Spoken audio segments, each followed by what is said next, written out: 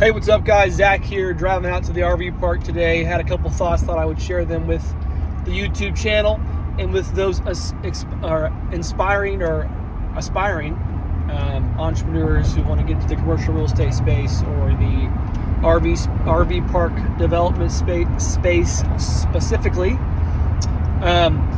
So we're at this point now. So background history on us is we made a transaction on this property about a year and a half ago. Took a little bit over 12 months to totally revamp and rebuild essentially this RV park, and it's on 5 acres. We ran into all kinds of problems, hit every problem we possibly could with permitting, etc., but we overcame those. And here we are now. We have a 50 space RV park that we run. We outsource the management to a VA actually in Venezuela. And we have systems in place to help the park run pretty smoothly. Also, my partner lives relatively close by, so checks on it often, but not too often to where it's this massive time burden. So anyways, overall, very successful project. It's going very well. So we bought a second RV park, and we're starting the process over again of adding 30 to 35 more spaces. Actually, it's going to end up being 40 spaces we're going to add to the next one. And that one's on 10 acres. So as we do that, I'm documenting part of the journey, and something I want to talk about today is, should you have laundry and what is entailed in providing laundry services to RV park tenants? Because the RV's a different kind of place to live, right? It's not just a home, it's like a home on wheels, but the tenants we're looking for and the type of market we built this RV park for is very affordable. So more than affordable housing, like as rents go up and buying houses becomes harder, there's a lot of RV park dwellers, owners that live in RV parks in certain areas, or they travel around in them, and so we serve that market. Now, if our goal is to serve long-term tenants, how do we do that, right? How do we do that better to attract more, etc.? Well, we decided basically through a year of taking phone calls and listening to the customers and leads, etc., that the number one thing they want is Wi-Fi. You have Wi-Fi, like obviously electricity, septic, water, the basic utilities are important. That's part of the construction phase. That's part of the construction phase. It's kind of your basic. Everyone has that. Next is, do you have Wi-Fi? Yes, we do. And after that, the immediate question for long-term tenants is, do you have laundry?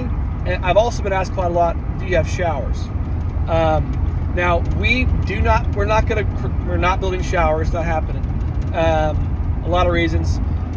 But laundry was always an option and something we were going to consider and do at some point. So we're at that point now. We just installed laundry last week.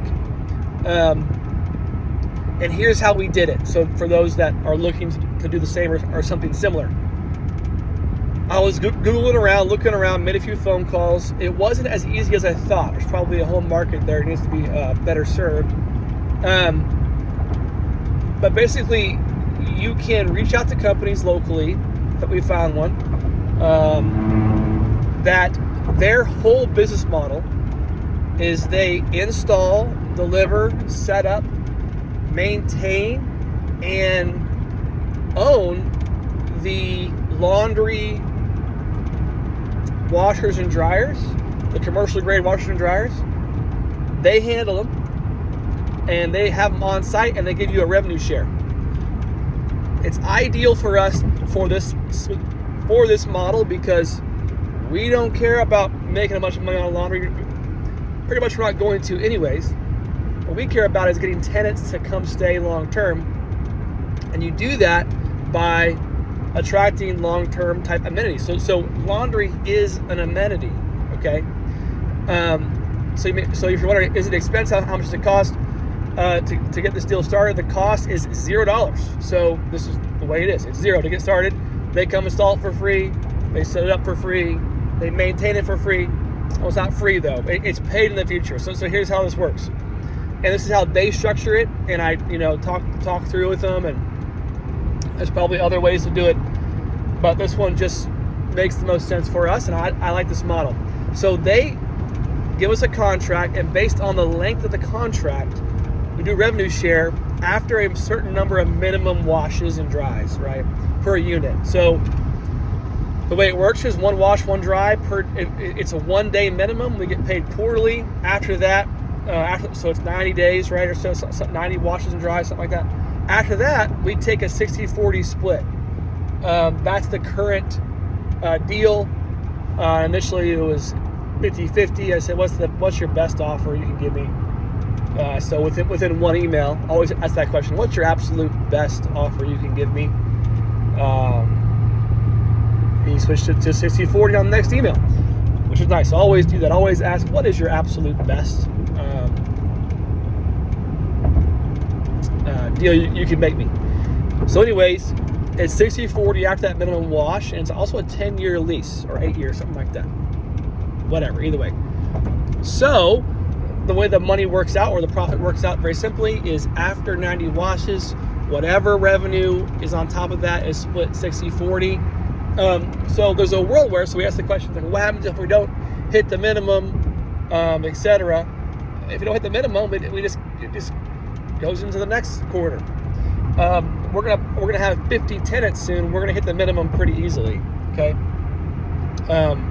So in regards to usage, and if we don't lose any money. All we do is have amenity that our tenants like. So if you're ever wondering what do I do next, be helpful, help people, and you'll be fine. Now, installing the facility, I'm about to go up there and see it today. I haven't been up to see it. I've been seeing pictures of it.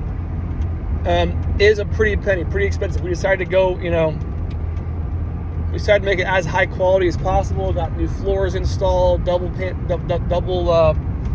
flooring, put some like epoxy flooring down, repainted the building, added an extra room, put plumbing in, electricity, an extra wall basically, and now we're gonna go up there and install some vents.